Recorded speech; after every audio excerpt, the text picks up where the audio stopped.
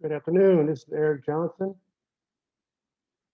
I'm going to be doing a video today on defenses and how people use those to actually protect their substance dependency, depending on how you want to describe what they believe to be happening in their lives.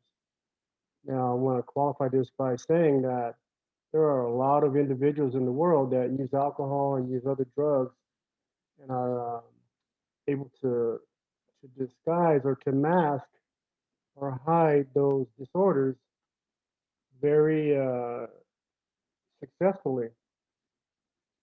So there are about 35 different defenses that I had as a list when I looked them up on the internet, the World Wide Web.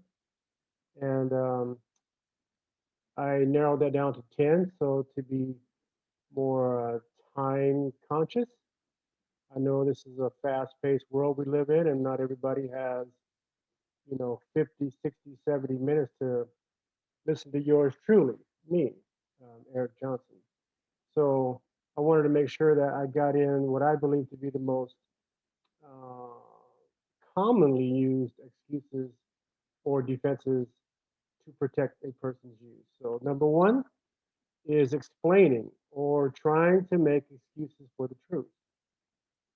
So the truth of the matter is someone could be addicted to multiple substances or just one substance, but then try to explain that away in terms of having a reason to use the substance. Now, for those of you out there who know anything about physiology or how our bodies were only intended to take in three things from my point of view, which is oxygen, one, food, two, and water, three. Those three things I believe our bodies were intended to take in by the Creator, by God, by the black hole, Mother Earth, the Great Spirit, whatever your source of power is for your higher power. That person or that entity designed you or made you to take in those three elements there. So I also used the dictionary.com to get a better, more clearer understanding of the word, explaining. Number two was explain as a verb or an action word. Number three is to make plain or clear, render understandable or intelligible or something you can understand completely, to make known in great detail. So if someone's drinking and they're using every day, I use my father for example. God rest his soul. My dad, Ollie Johnson, he used to drink a lot when I was a younger person, and he would drink every day. And he thought that since he worked and he worked very hard, which he did, to take care of his wife and his 10 children, and one of them born in the sixth order there. So he believed that he deserved it. It was his right as a man, it was his right as a husband and a father and a provider to drink because he felt it was right to do since he earned it. To assign a meaning to, what I just talked about with my father, there, number five. And number six, to make clear the cause or reason or account for. So those are some of the things that people do in relationship to trying to protect their substance use or defend the use of it, which really is a defenseless subject matter. There is no human reason to take in substances of some foreign um, material or some foreign substance, molecules, so to speak, because our bodies weren't designed for that. Okay, the next word is justify, making it sound right. Justify is a verb also used. It says justified or justifying, present tense and past tense. To show, act, claim, or statement to be just or right. As I just mentioned, I do not feel personally or professionally, I am a substance use dependence professional, or actually a substance use disorder professional. They changed the wording to my title.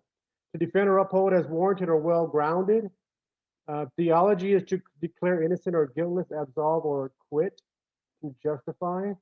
So if you're a Christian person like myself, I feel justified in being a Christian because God died for my sins in a general sense, and in a singular, particular, personal sense, He died for me.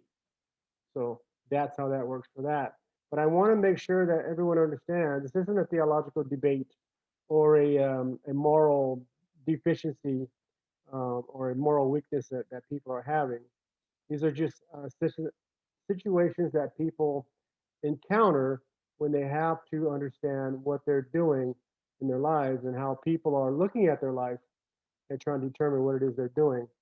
And so I justify it by explaining to them what I want to have happening in my life, which is smoking, drinking, drugging, shooting, popping pills, ingesting, excuse me, all types of substances. The next word is intellectualize, using your mind to reason something out instead of feeling. So intellectualizing is like being a very educated person, a bachelor's degree, PhD, a doctorate, um, those kind of individuals who are, I guess, so smart that a substance cannot get the better of them, which is not true, of course. Doesn't matter how smart you are.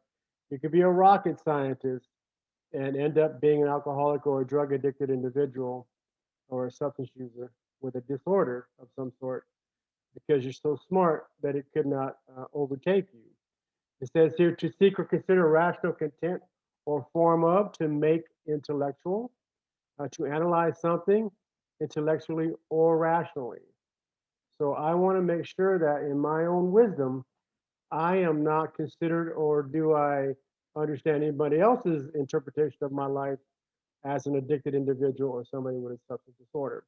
I just dismiss that right off the bat because my high education and my pedigree academically allows me to just dismiss any categorization of myself as a drug addicted individual. It says to ignore or the emotional or psychological significance um, of an action or a feeling. And then the last one says to dream. Another word is to dream. So I can understand how people decide that this is not a relevant issue in their lives because of their level of intelligence or their IQ. Rationalize, make something sound okay. Something very similar to um, intellectualizing, rationalizing. Looking at this as a way to ascribe an opinion, something superficial to what's happening with me. So, if, for example, um, I only drink because it's the weekend, that's a rationalization. I only drink 2 beers a day, that's a rationalization. I only smoke 2 joints today or this week, that's a rationalization. So, it's pretty much a cop out or an excuse for why I'm doing what I'm doing. It says to remove unreasonable elements from, to rationalize, or to pick apart somebody's um, description of you or characterization of you as a person, but try to make sure that that is gone away by rationalizing it away and deciding that I don't have the problem. Smoking 2 joints a day isn't that big of a deal. Snorting cocaine isn't that big of a deal. Injecting heroin 5 times a day, it's okay. People accept that behavior and all those different types of scenarios that the general population does not accept at all, period. You can't I always tell my clients, you can't walk into a Safeway or to a Walmart or to a Costco somewhere and just start smoking a cigarette. Something as harmless or seemingly as harmless as tobacco. You just can't do it. It's socially unacceptable. You cannot pop the top on a beer inside of a store or open up a fifth of whiskey inside of a store and drink it. You cannot drive it and drink it. Although people, I mean, people do drive and drink. However, if you get caught, there's some stiff penalties with that. I'll be doing a video on DUIs pretty soon, so bear with me. To treat, number 5 says to treat or explain in a rational or rationalistic manner. This is always a bad idea when you try to justify, rationalize, um, keep yourself in the norm, so to speak, where you think this is normal behavior. When the DSM-5 Diagnostic Statistic Manual says that alcoholism is an antisocial behavior And there are disorders that go along with being antisocial. Minimize, making a problem seem smaller than it is, trying to decide that it's a little small, insignificant, easily dismissed problem. Other people have problems with me drinking and using drugs. I don't have a problem with it myself, but other people do. So they make a big deal out of me getting my 8th DUI, losing my 10th job, creating my 4th family. I'm on my 3rd divorce now, on into my 4th. Hypothetically speaking, those are issues that people decide don't really matter. They're irrelevant. Minimize as a verb, it says to minimize or minimizing, to reduce to the smallest possible amount or degree. So to make the problem of drinking or doing drugs as insignificant as possible. I go into an assessment appointment. I tell lies to the assessor or the substance use provider or counselor. I don't have a problem with drinking. I don't have a problem with drugging. Everybody else does. The police just wait for me to come out of my bar or my friend's house or a celebration of some sort and pull me over. Well, it's not obviously true. That isn't what they do in their jobs. They don't wait for that.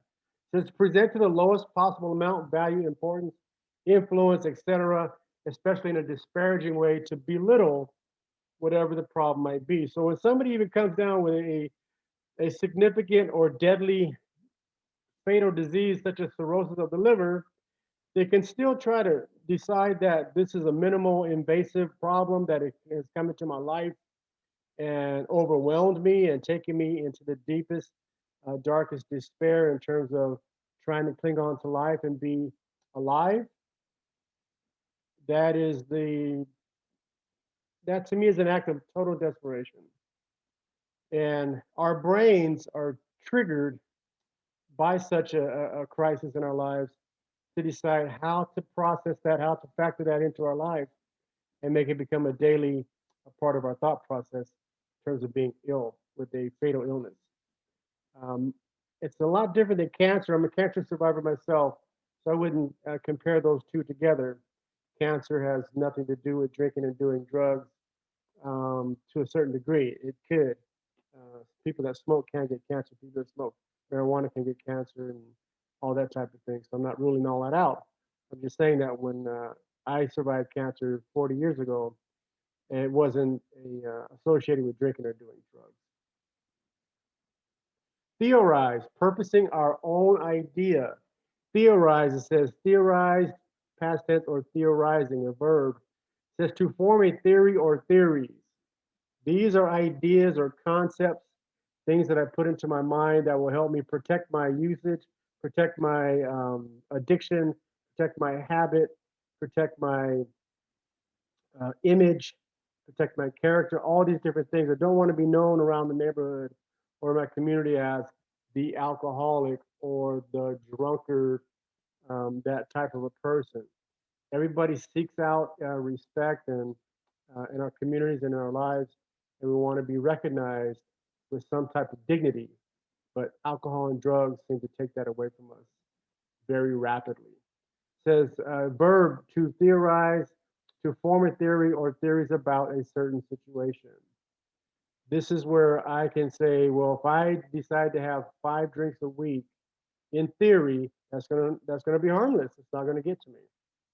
Well, I can turn that into, because of tolerance setting in, I could turn my 5 drinks a week into 5 drinks a day, which does way more damage than 5 drinks per week on my kidneys and liver and heart and brain, pancreas, all those different organs in my body, because alcohol affects every part of your body. 100% of all your organs are affected by it. So those are ways for me to say it isn't that bad. I can drink this many drinks and still be healthy.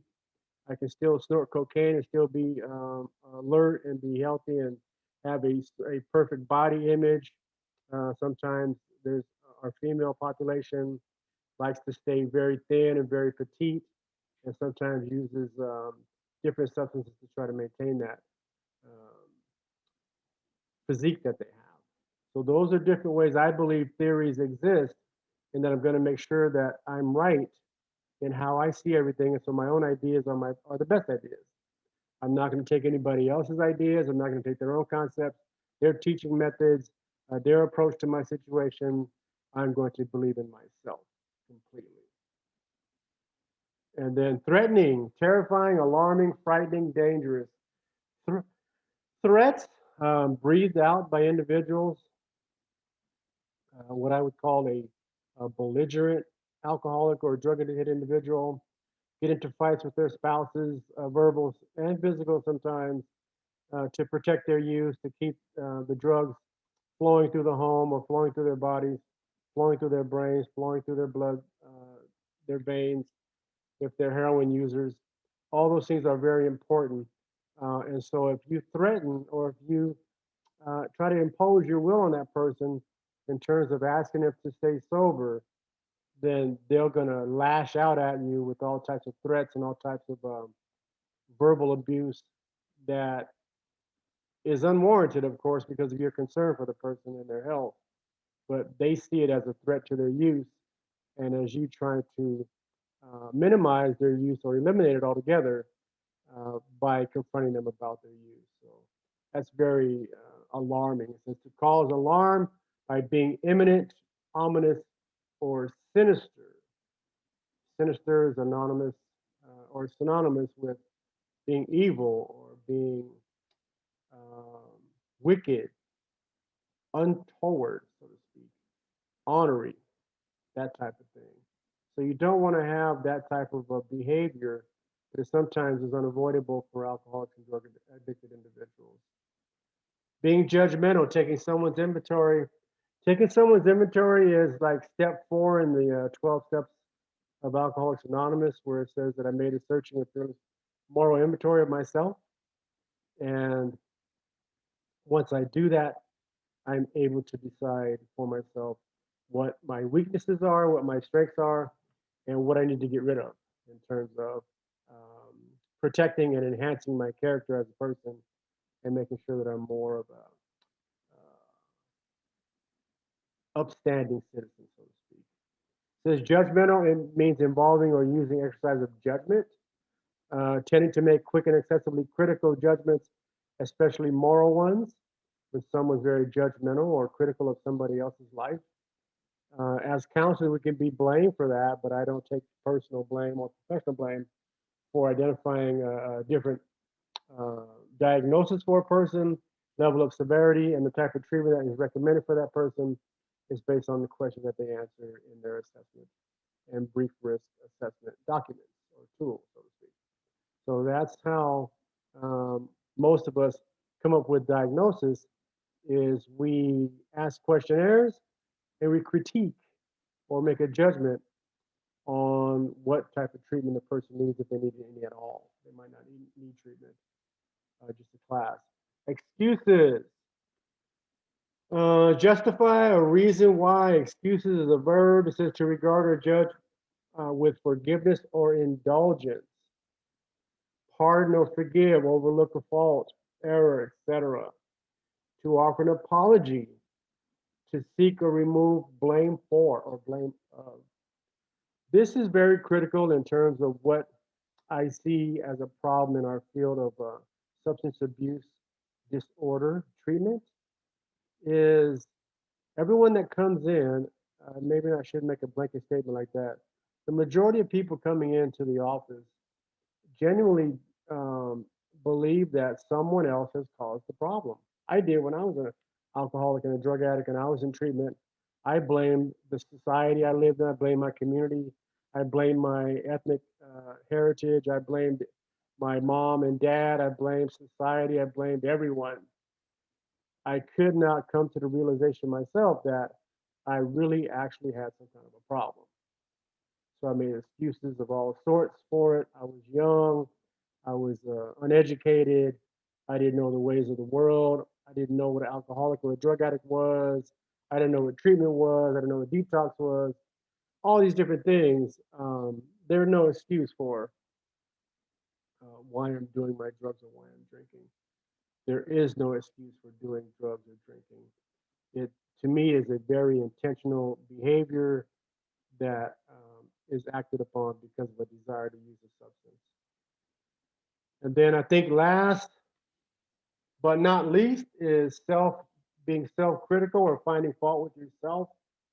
This is the pity pot that people get on. This is where they can't catch a break. They were dealt a bad hand.